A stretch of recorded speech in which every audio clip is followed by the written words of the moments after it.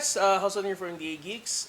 Welcome to our new or our latest unboxing video. But before that, before we do another unboxing, I know na the quarantine has been bad. Medyo it takes a toll in your mental and emotional state. Tapos balik pa tayo MECQ here, lalo na in Metro Manila. Hopefully that you're doing well. Hopefully that ano ba masasabi ko regarding that, na I hope you're doing well. Kasi kahit ako, magkaroon na yun, no? Finally felt yung cabin fever. At the same time, naramdaman ko na rin yung emotional toll of just getting, stuck within the house. Alam ko I should be thankful na not everyone has the capacity to work at home. And I am thankful for that. And if you're one of those people na hindi, hopefully, I hope you're doing well. And I hope na you can, kaya natin to. So with that said, we are unboxing ASUS latest ZenBook, the ZenBook 13.